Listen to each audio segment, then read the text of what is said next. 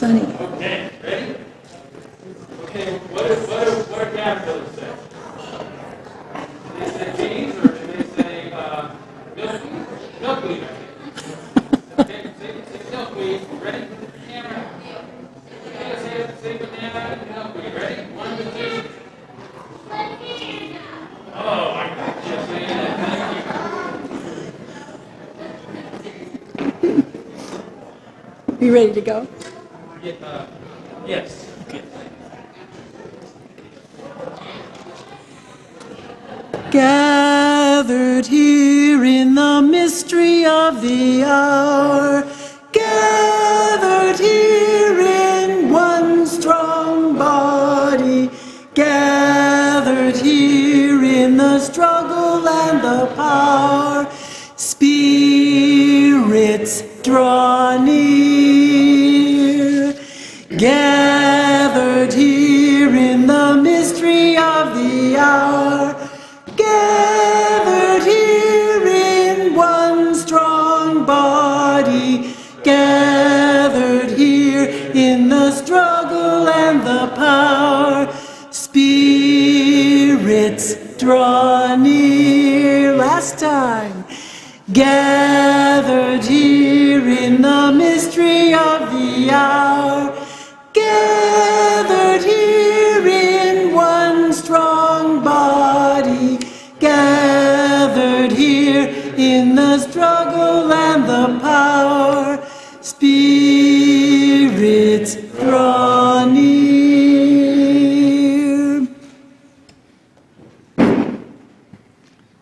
Good morning. Welcome to all of you ghouls and goblins and witches and caterpillars and monkeys and yellow jackets and superheroes. My goodness, I see lots of folks out there, and everybody has a Halloween mask on today except for me. Well, welcome to one and all to the Unitarian Universalist Church of Spokane, where our mission is to join together to create a nourishing, liberal religious home and to champion justice, diversity, and environmental stewardship in our wider world, or as we like to say in short, to create community, find meaning, and work for justice. Welcome again to all of you. We begin by embracing all that you bring with you, all of your unique beliefs, your background, your lifestyle, your experiences, all that helps make you who you are is welcome here this morning, and this includes those who are in the room with us in person this morning. Glad to have you, as well as the many of you who are also joining us through our live stream this morning. Thanks to all of you for being part of our service this morning. I have just a few announcements here this morning. One, I want to welcome Maura Kegley, who is our interim pianist. You'll get to hear her incredible talent as our service continues, but we're very glad and especially glad to have you with us this morning, so thanks for being here. You can applaud now. You haven't heard her play yet, but you'll be glad you did. You'll be glad you did.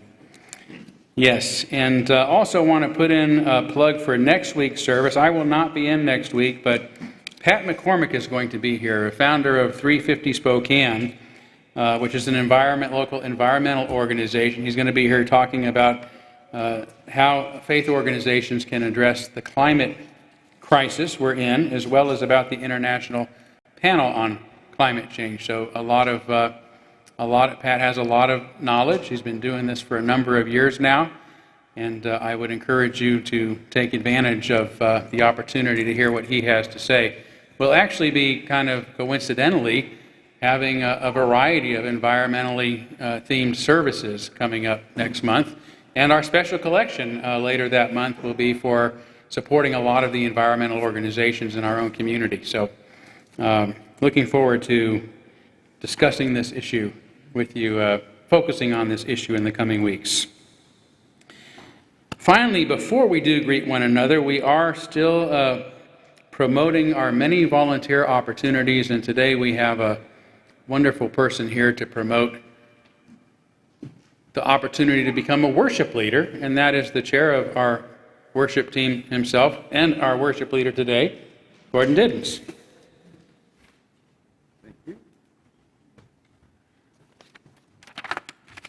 So the worship team. There's a number of us that you see rotate from Sunday to Sunday, and we love working with the staff here, with Todd, with Debbie, with everyone on preparing for the services. The worship team, the actual job description kind of is in your order of service. You see what's what we do every Sunday.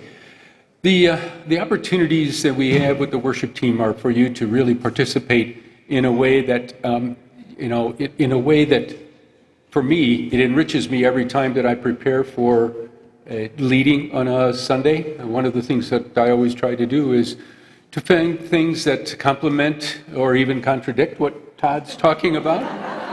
But it's a time where I can reflect very deeply on what it is that I am reading about, what it is that I am pursuing, and it's really kind of an enriching activity. So for people that would be interested in participating with our church in this type of a role, I would be available after the service to discuss it. My email address is also in the order of service today, that you can email me your wishes.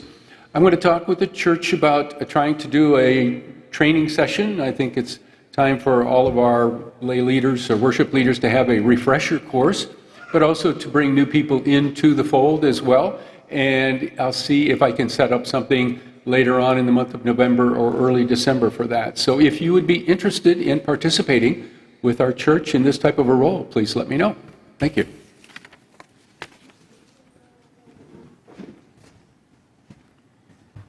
Thank you so much, Gordon, for all of your leadership on the team, as well as the team itself, who I think adds so much to our services. And I just wanted to say myself, one of the things that I appreciate most about this team is it always seems like we've really coordinated our readings. And I want you to know I have nothing to do with the readings that are selected. We have a few word counts and those sort of things, but it's really important to me that if somebody is going to be up here sharing with you, that they are sharing of themselves, that their words are words that they've chosen because they're meaningful to them, so that you get to actually experience the soul of each individual who is speaking.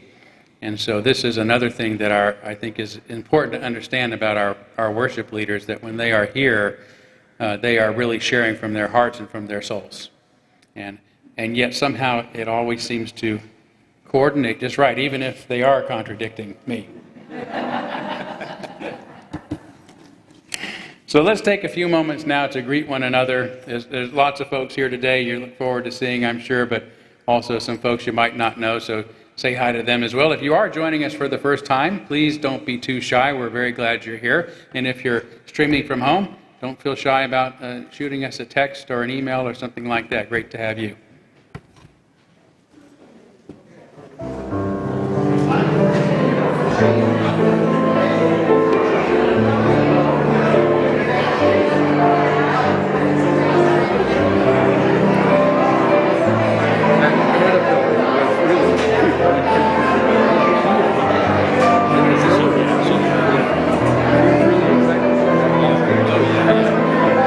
Couldn't see the leaves until she turned around and thought she was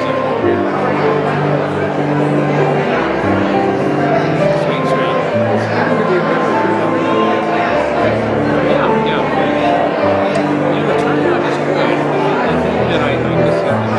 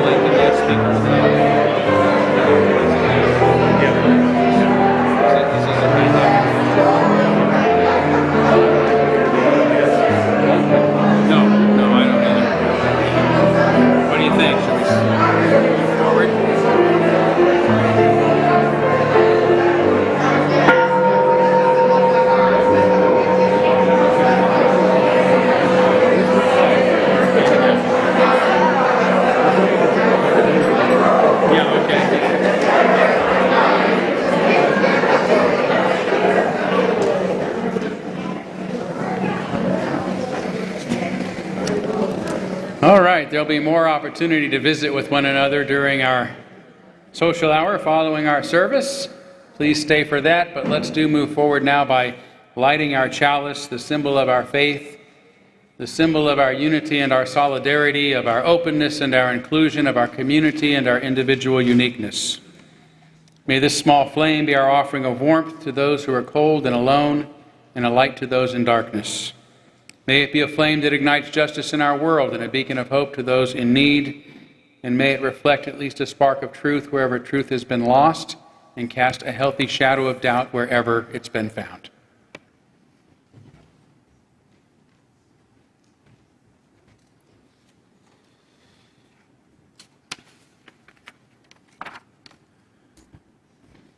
For our opening reflection today, I'm going to share the words "Committed to Respond" by Lynn Harrison. Committed to respond to the call of a wounded world, we join together this day with loving hearts, hands, and minds. Embracing the interconnected web of water, air, and earth, we light a fire of sustaining hope, ever bright with love and justice. May we bring forth this day new wisdom, strength, and courage to create a new world not of wealth, but well-being. A world of new peace and abundance for all. And as we give thanks for this earth, our shared and singular home, may we dedicate ourselves to its ongoing care. Rising to the calls deep within us and all around us, may we respond today and always with courage and with love.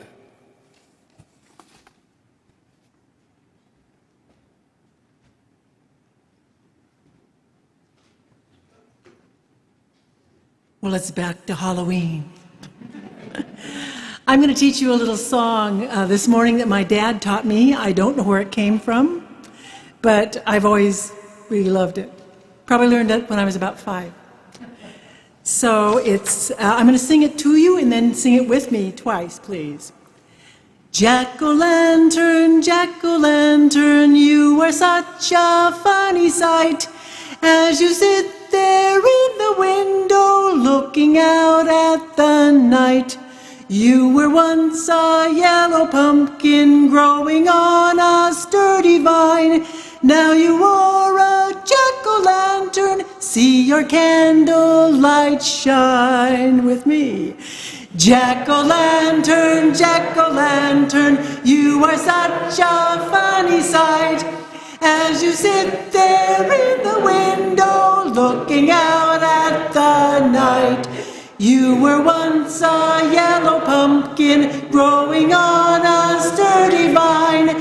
Now you are a jack-o'-lantern, see your candlelight shine. Jack-o'-lantern, jack-o'-lantern, you are such a funny sight as you sit there in the window looking out at the night. You were once a yellow pumpkin growing on a sturdy vine. Now you are a jack-o'-lantern, see your candlelight shine.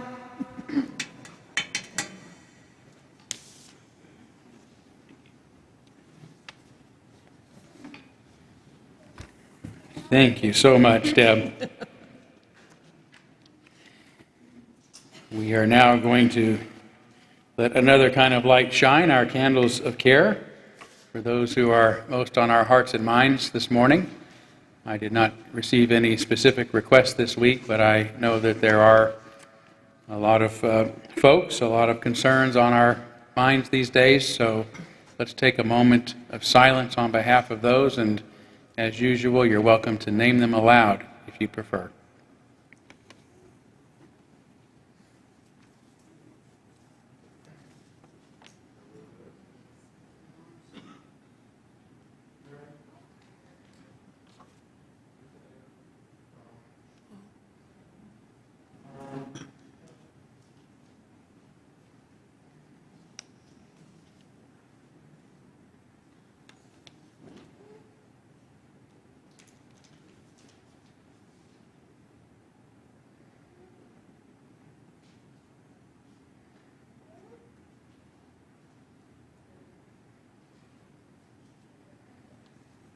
those named aloud and those embraced in our silence, and all those who are suffering in our world at this hour, we hold in our community with compassion. We now gratefully give and receive this morning's offering, which helps sustain this community and our mission to the larger world. And kids, you can come up front now if you want to.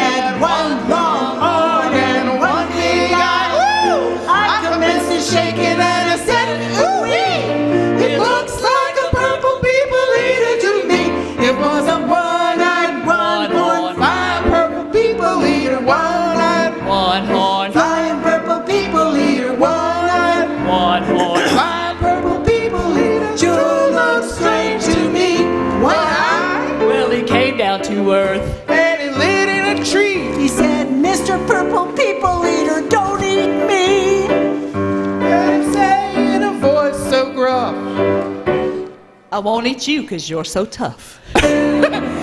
One-eyed, flying purple people eater, fish tongue. One horn, Flying purple people eater, one-eyed, one horn, flying purple people eater, sure looks strange to me. one horn. Said, Mr. Purple People Eater, what's your line? He said it's eating purple people and it sure is fine. But that's not all the reason that I came to land.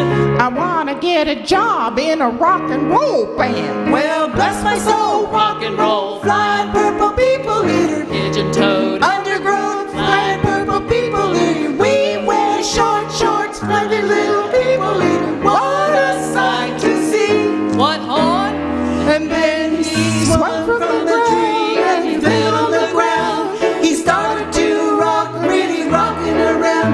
It was a crazy day with a swinging tune. Singing bop, bop, a bee, bop, bop, a loom, bam, boom. Bless my soul, I'm purple people eater. So blessed.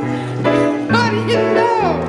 Saw last night on a TV show. Rock and roll music through the hole in his head. Well, bless my soul, rock and roll, flying purple people eater, undergrowth, flying purple people eater. We wear short shorts, flying purple people eater. Sure looks strange, sure looks strange, sure looks strange to me. Purple people?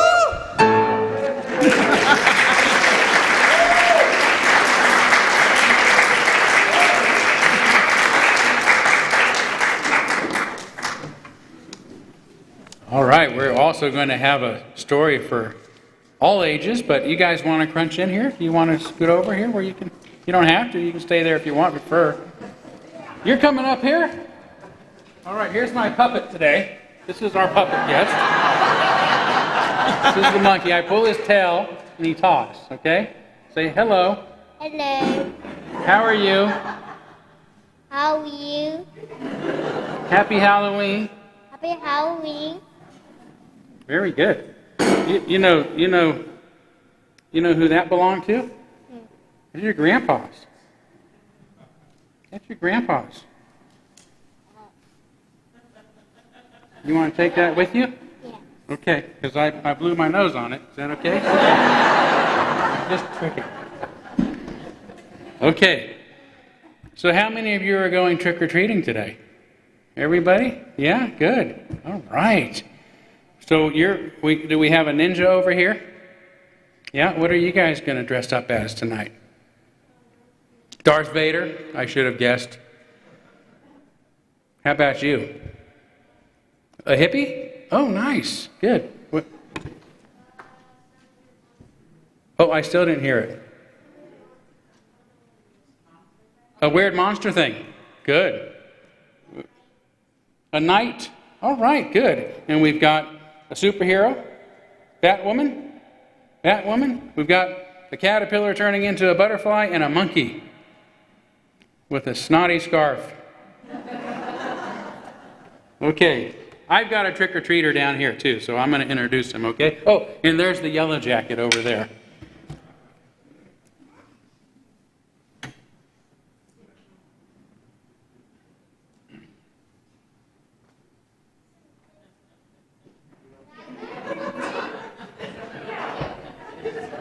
All right, here we go. Ready?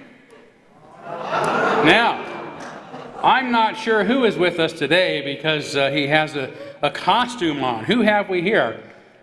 I'm a fox. You're a fox. You don't look like a fox. Well, I told the guy at the costume store I wanted to dress up like a fox. I think he might have meant you were referring to a Guy Fawkes costume. You mean a Guy Fawkes? No, not a boy fox. Guy Fawkes was the name of an Englishman who lived 400 years ago. You mean he wasn't a real fox? No, but there was a movie in 2005, exactly 400 years after Guy Fawkes became famous, in which the main character wears a mask just like yours. Do I look just like him? You do look just like him. But if you don't mind, I think we should get a look at behind the mask and find out who's really here, huh? Who could this be, do you think? Who could this be? Anybody know? Oh, it is Purple. Oh, my goodness. We should have guessed. I thought that voice sounded familiar, Purple. Did I trick you? You sure did. And that means that you deserve a treat. Say, well, why do we have to say trick or treat on Halloween? Well, as I understand it, Halloween has been around for thousands of years. Well, that's even older than Guy Fawkes. It sure is. But kids have only actually been saying trick or treat since the 1950s, which wasn't so long ago, when the term was made popular by one of Walt Disney's Donald Duck cartoons. You mean Donald Duck goes trick or treating? Well, I'm sure he does, or at least somebody that looks like him, right? But the cartoon was actually about Donald's nephews. Huey, Dewey, and Louie? Yes. His three nephews. One was dressed up as a devil, one is a ghost, and one is a witch while trick-or-treating at Uncle Donald's house. And he gives them candy. Well, not exactly. Donald Duck decided that he was going to play tricks on them instead by putting a firecracker in each of their bags, and after they popped, he doused them with a bucket of water. Well, that wasn't a very nice trick. No, it wasn't. So, it just so happens that in the cartoon there was a real witch, and when she saw what happened, she decided to use her bag of magic tricks to make sure Donald Duck gave Huey, Dewey, and Louie exactly the treats that they deserved. Well, why do we deserve treats just for dressing up? Oh, well, that's a really good question, because on Halloween, kids who go trick-or-treating are kind of like actors. They go door to door pretending to be somebody else. Like Guy Fawkes? Like Guy Fawkes. So if you're pretending to be Guy Fawkes, say on a stage, how is the entire audience going to reward you when you're in a play? What do they do when they're pleased? Yes, they applaud. They applaud. But when you go door to door and give each person their very own special performance dressed up as a ghost or a princess or an animal or somebody famous, like Guy Fawkes, exactly, then you deserve a special treat, like a piece of candy, like a piece of candy. So you see, the trick is you pretending to be somebody that you're not, and the treat is a way of saying thank you for coming to our home and giving us such a great performance. So what do you say to that? Just call me Guy Fawkes.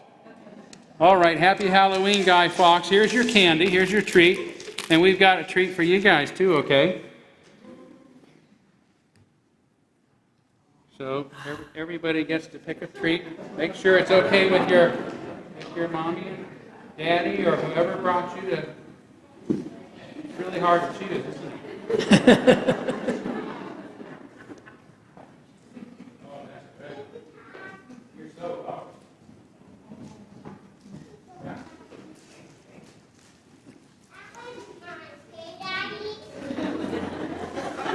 Don't let your dad take that from you.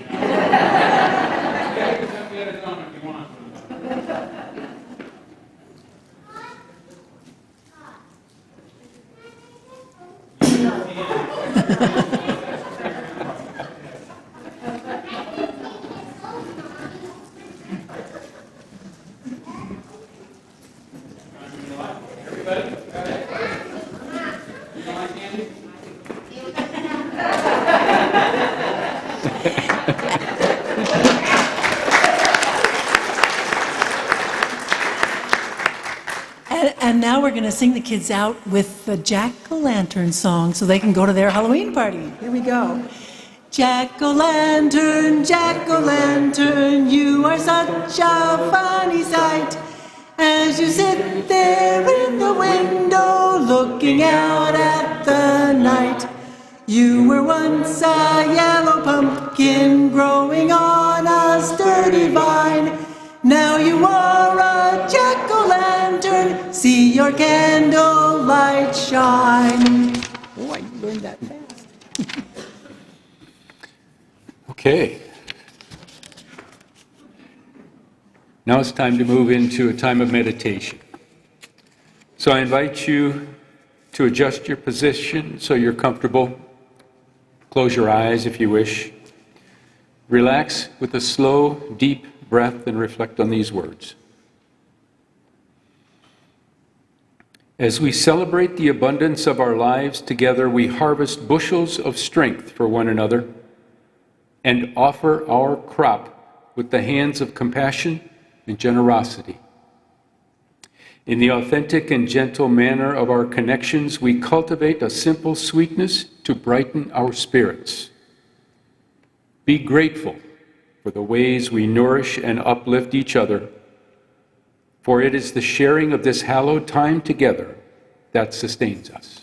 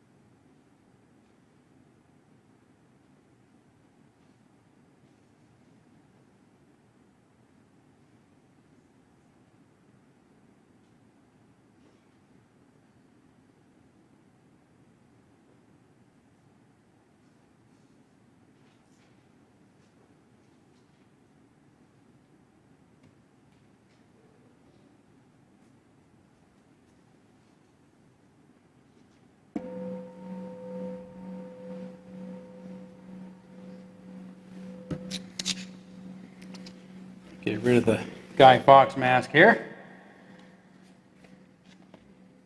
I wear that around town when I don't want to be recognized.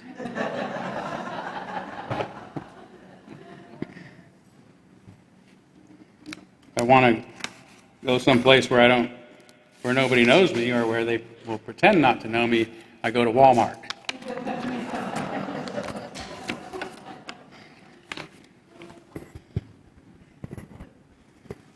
So my reading today is from the book Abundance by Peter Diamandis, and this is a definition, a little paragraph on the definition of what abundance means to him. Perhaps a better way to edge toward a definition of abundance is to start with what I am not talking about.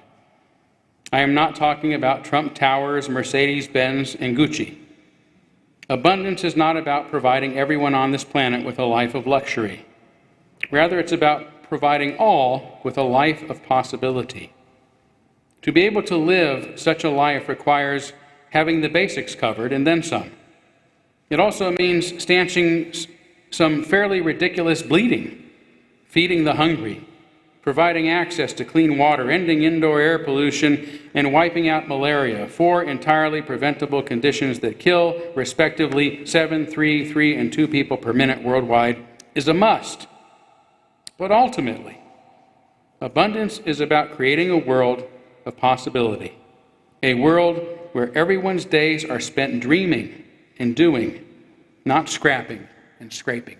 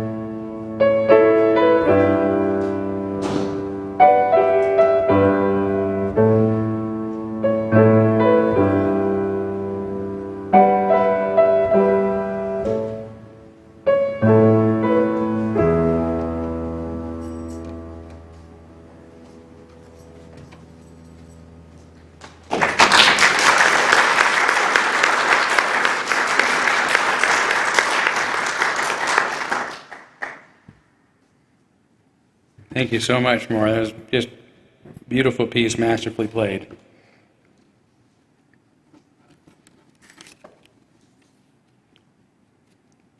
I'm going to begin today by talking about one of my dearly departed professors, Dr. Bryce Sandlin, who was my church doctrines and Old Testament professor in college.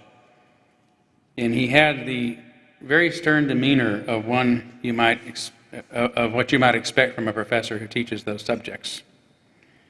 He was not at all the most approachable person and was quick to call anyone out on anything he disapproved of. He also wasn't always the most captivating lecturer, especially not at 8 a.m. And I made the mistake of once yawning in his early morning class. even doing my best to suppress it by keeping my lips closed. Dr. Sandlin caught it, and he quickly asked me a question that I could not answer and then chewed me out in front of the entire class for not paying attention.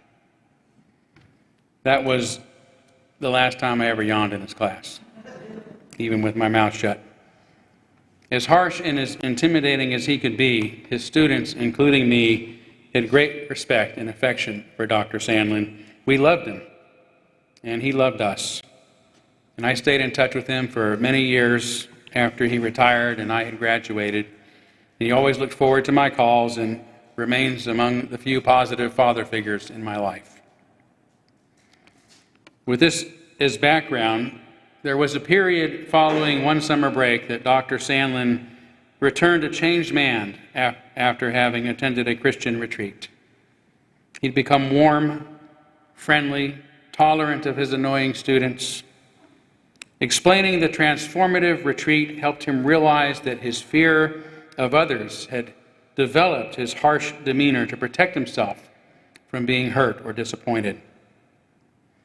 Well, that was good for him, but it just didn't seem right, and many of us missed the Dr. Sandlin that we knew.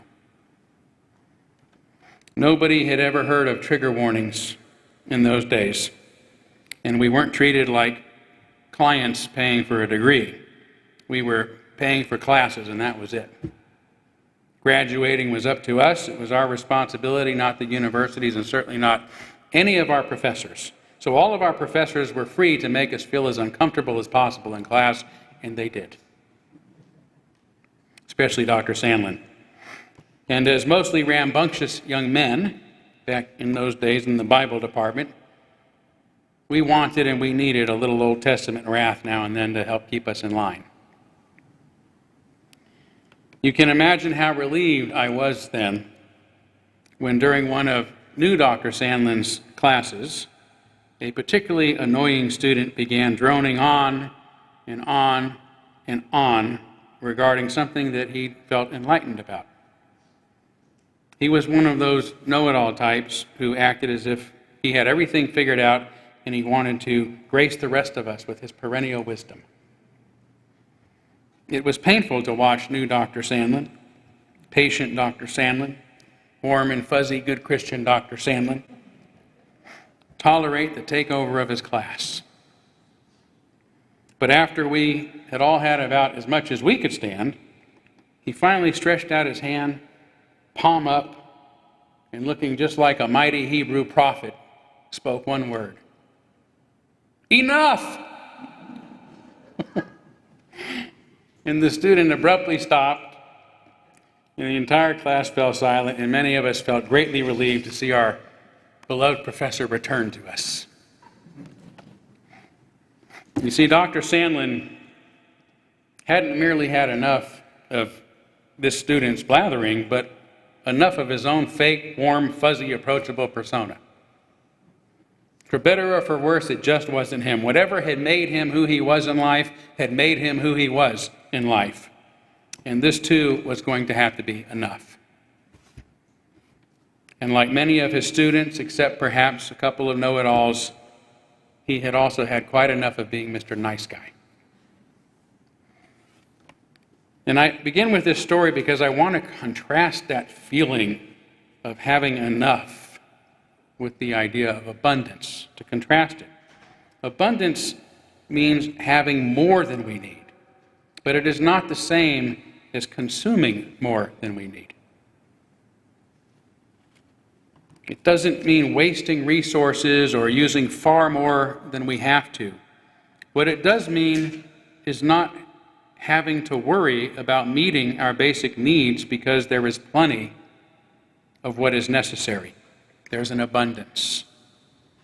Having more than enough just for ourselves when there isn't enough for others is not abundance either. If there isn't enough for everyone, then we're talking about scarcity. And even if some among us have far more than they can ever possibly need, we're still talking about scarcity. If there could be enough for everyone, were it not for some taking far more than they need, then we're talking about greed and inequality. But when there is more than enough to meet the needs of every person and every being on earth, we are talking then about abundance. The latter probably seems like an impossibility to most of us, doesn't it? That we are ever going to actually be able to fashion a world without poverty or greed or inequality, let alone a world where there is more than enough for everyone. Today, like Bryce Sandlin, we want to hold our open palms and shout, enough. We've had enough. We're fed up. We've had enough of the extreme heat and the fires and the smoke and the drought. We've had enough of police killings of unarmed men and women. We've had enough mass school shootings and shootings at concerts and nightclubs and workplaces, in our streets and our churches, with no meaningful response from our legislators, unless the shooting happens to happen on a movie set where apparently real bullets should not be allowed, unlike our streets. We've had enough gridlock in Washington. We've had enough partisan gerrymandering of our democracy. We've had enough voter suppression laws. We've had enough with multi-billion-dollar corporations not paying their fair of taxes while the infrastructures ordinary taxpayers fund to help make them successful are failing all of us. We've had enough of underfunded public schools, the skyrocketing cost of higher education, decades of flat earnings for ordinary working men and women, and rising healthcare costs that are breaking us all. We're tired of an emerging housing crisis that is forcing more and more working Americans to live in tents and automobiles on our streets in what we are told is the wealthiest country on earth. We've had enough of the incivility, the demonization of our neighbors, and enough of the unsound, unfounded, and ungrounded delusional thinking that abounds in our societies on both the right and the left. We've had enough of watching our freedoms succumb to the oppression of self-righteous politicians who think they know what's best for us, and to an intolerant, uncritical, irrational populace that wants to force every one of us to enable their collective madness by keeping our own mouths shut. We've had enough of all of this and more. But again, this feeling of being fed up, of having enough, of having too much, does not stem from having too much. It stems from having too little. It emerges from a feeling and mindset of scarcity, that we live in a world of scarcity, the fear that there isn't enough to go around, that resources might run out. So we better take as much for ourselves as we possibly can right now while we still can. Enough wealth, enough power, even enough toilet paper, right? If that's what it's going to take to help ease the anxieties we have about the uncertain future.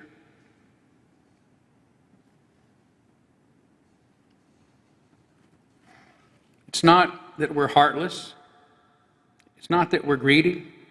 It's not that we don't feel sorry for those who have less, but this we have come to believe is the nature of the world we live in. That's the nature of reality. And our first priority has to be making sure that there's enough for ourselves, for our family, for our loved ones, for our tribe, for our group, for our country.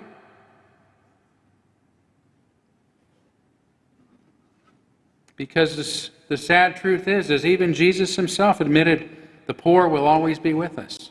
That's the way it is.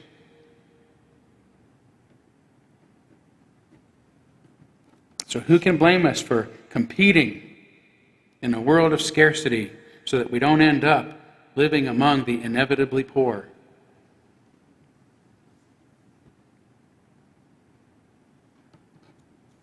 once we have more than we need, we can always give some away to the charities and the causes of our choice, or imagine that enough of it will trickle down to those in need.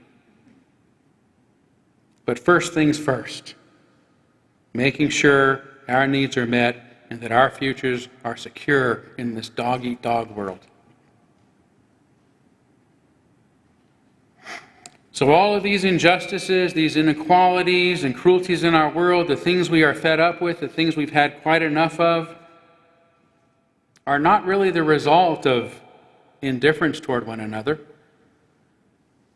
The same phenomenon that leads many of the wealthiest among us to hoard far more than they can ever possibly need or spend also causes some of the poorest among us to go to Walmart and grab up as much toilet paper as they can get away with. The fear of living in a world of scarcity and the uncertainty we have about what tomorrow might bring. Better to grab at what we can now in case things run out. So it is this scarcity mindset, not greed, that is the root of most of the failings and problems in our society. If we didn't have to worry about having enough to pay our mortgage or our rent, or to graduate from college without becoming an indentured servant, or what happens if we get laid off, or how can we afford to pay for our medical care, or the ramifications of an environmental apocalypse, or another global pandemic and supply chain bottleneck, and all the other concerns of our modern lives, none of us, rich or poor, would feel the need to gobble up as much as we can for ourselves before it's too late. And it's not just our modern fears, many of which are justified, but also ancient instinctive fears in our species that no longer are justified, that lead us to act from a scarcity mindset. We live in a modern world in which human innovations and technologies have radically improved our lives in so many ways, including improving our overall health, extending the length of our lives, greatly reducing global poverty and hunger, better disaster preparedness and less loss of life because of disasters, greater literacy and education for both boys and girls, less war, and so on. Yet we still have these bodies that evolved to always be on the lookout for danger. Bodies designed not for our safe, sedentary lifestyles, but for cautiously venturing out into unknown fields and forests where deadly serpents and predators may be lying in wait. Our amygdala, connected to our hippocampus, the emotional part of our brain that are responsible for fear and anxiety and defensiveness, keep us hypervigilant, always on the lookout for unknown dangers. And as evolutionary psychology's ETAS, or evolutionary threat assessment systems theory, suggests is true, according to cognitive therapist Paul Gilbert, the most important question faced every day by all animals, including humans, is whether their immediate environment is dangerous or not. In short, the first thing any of us does when entering into a new situation, consciously or not, is to determine if we are safe or not. So again, the scarcity mindset is not just a matter of modern realities, but is something that is neurologically hardwired into our brains, this innate sense that we should remain alert and be prepared for the dangers ahead.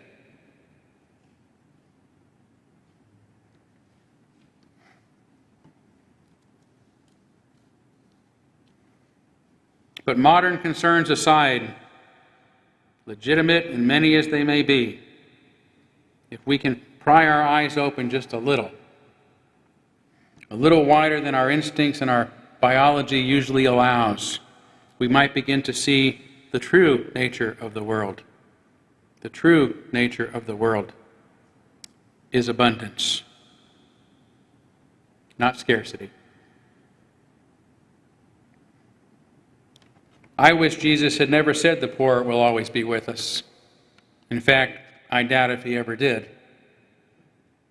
For this unusual statement contradicts the mindset of abundance he most usually expressed. Jesus was himself perfectly happy to remain a penniless and homeless itinerant who taught his disciples, you got to live the same way. Do not get any gold or silver or copper to take with you in your belts. He told them, no bag for the journey or extra shirt or sandals or a staff, for the worker is worth his keep. Whatever town or village you enter, search there for some worthy person and stay at their house until you leave. No home ownership. And he asked us, all of us, not to hoard more than we need and to pray only for our daily bread, just enough to get by for today. Do not store up for yourselves treasures on earth where moths and vermin destroy and where thieves break in and steal. Why should we not worry about the things tomorrow brings? Because Jesus looked to the workings of nature, to the empirical realm, transcending the limitations of our neurology and our biology, our hypervigilant brains, saying, look at the birds of the air. Consider the lilies of the fields. The birds do not sow or harvest or store away, yet they're fed. The flowers do not toil or spin, yet they're clothed. Jesus also is reported to have said, I came that they may have life and have it abundantly. More than enough. More than enough to where the word enough becomes meaningless because we don't even worry about it anymore. That's what abundance means. Whether he actually said this or it's one of the gospel writers' attempts to summarize his teachings, it certainly jives with the spirit of the abundance mindset reflected in his authentic teachings. At the very least, Jesus' teachings prove this idea of abundance is ancient. Certainly not as old as our biology, but a mindset he and others tried to live by 2,000 years ago and encouraged the world to live by. If we look, we can see nature's abundance all around us too. This year, like most years, the small Concord grapevine growing on our back fence, where it has thrived for many years, quite on its own, produced its usual abundance of the most succulent fruit you can imagine, despite our summer of extreme heat. There was so much, far, far more than we could ever make use of or ever want, that Peggy put out a sign inviting anyone who wanted to help themselves to the free you-pick grapes. We had neighbors and strangers coming by for weeks, filling up buckets full of grapes. And there was still plenty left over that will soon fall and replenish the ground.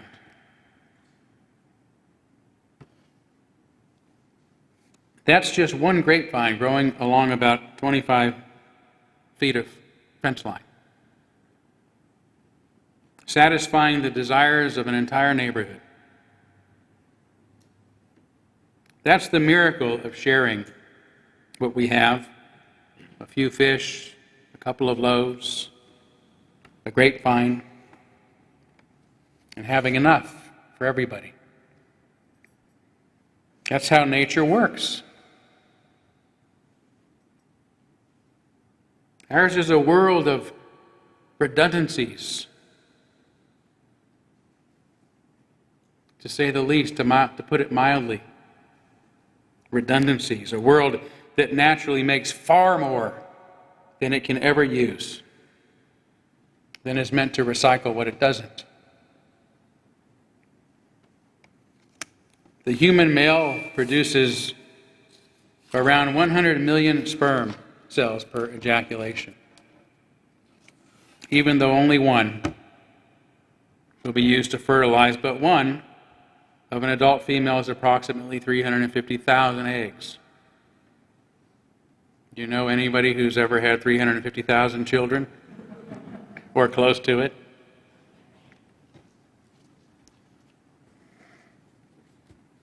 It makes the Mormons look prudish.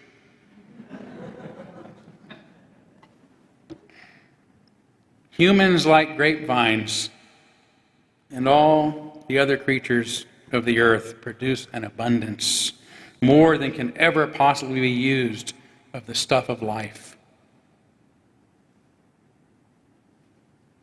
In his book, Anti-Fragile, which I'm reading now and already cannot recommend enough, Nicholas Taleb tells us that layers of redundancy are the central risk management property of natural systems. Sounds boring, less poetic, but it is just as profound as Jesus telling us to look at the birds and the flowers. Let me say it again. Layers of redundancy are the risk management property of natural systems. Abundance is the nature of our world.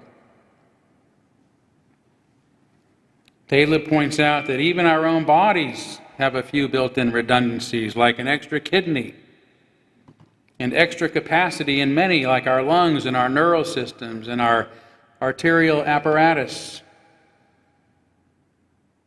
Today we live in a world of energy scarcity because it's based on the limitations of carbon-emitting fossil fuels. Yet as Peter Diamandis and Stephen Kotler remind us in their book, Abundance, The World is Better Than You Think, there's over 5,000 times more solar energy on the planet's surface than we use in a year. Talk about abundance.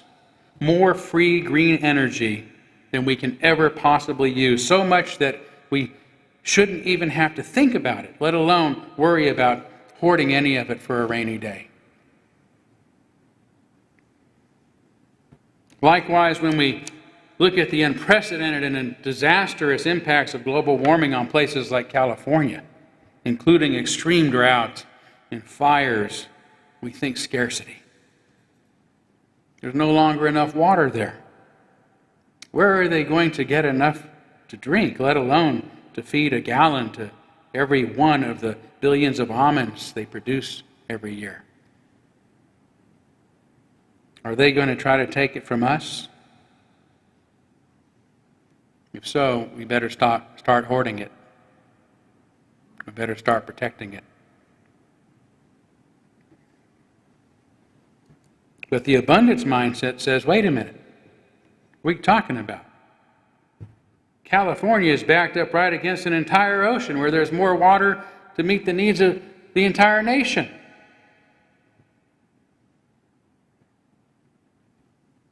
As with solar energy, we need technologies to help us harness it. In this case, technologies that help desalinate it. But such technologies already exist, and they're becoming more efficient every day as our species is forced to adapt to the new climate reality. That, again, is the abundance mindset. As Diamandis and Kotler say, abundance is about creating a world of possibility. A world where everyone's days are spent dreaming and doing, not scrapping and scraping. A couple of years ago, during Singularity University's annual summit, Executive Director Will Weissman started the event by saying, "I'm here because, like so many of you, I believe in my core that an abundant world is possible in the not-too-distant future. And I want to do everything I can to help bring it to fruition. To me, that looks like a world where we feed everyone, where we educate everyone, where we shelter everyone, a world where people feel safe and they feel they have a fair shot at living a good life." Granted, he was speaking to a lot of technologists and industry leaders in the heart of Silicon Valley, telling them with so many technologies that are emerging and converging to help us eliminate disease, address climate change, and transform scarcity into abundance across the globe, we have but one thing to do, the very thing we've assembled here to do: create our future. But such hope is not based upon technological advances, not upon a techno-utopia, but more fundamentally upon restoring our human connection to nature, from which the very principle of abundance stems.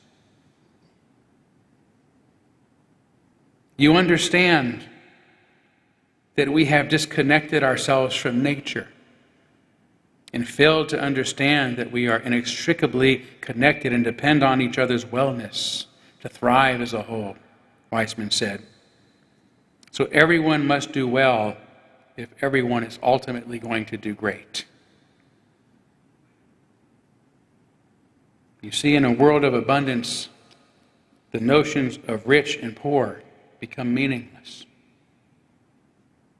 A person amassing as much money for themselves as possible would be as ridiculous as trying to hoard the ocean or the sun all to themselves,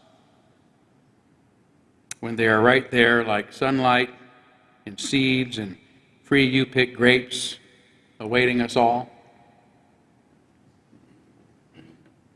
So if, like Dr. Bryce Sandlin, you're feeling a little fed up, like you've had more than enough, maybe it's time to embrace the way of nature, the way of the universe, the abundance mindset in which there's so much to go around that the word enough becomes meaningless. May it be so.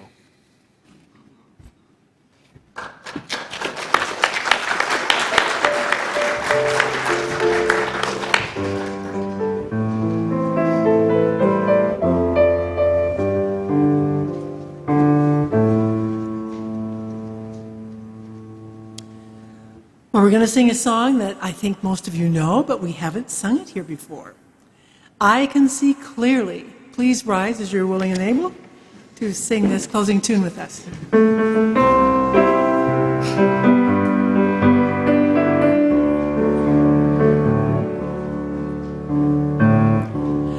I can see clearly now, the rain is gone. I can see all obstacles in my way. Gone are the dark clouds that had me down. It's gonna be a bright, bright, sunshiny day. It's gonna be a bright, bright, sunshiny day. I think I can make it now, the pain is gone. All of the bad feelings have disappeared. Here is that rainbow I've been praying for.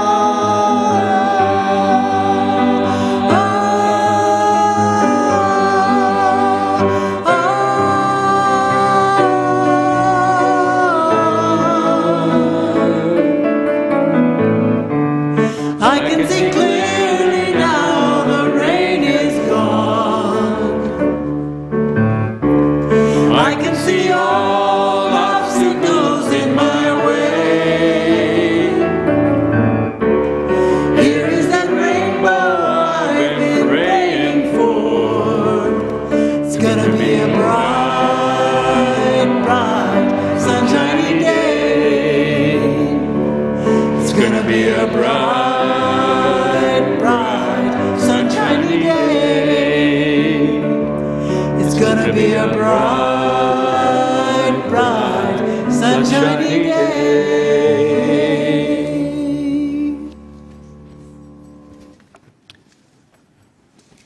As we close today, I want to share a couple of readings with you.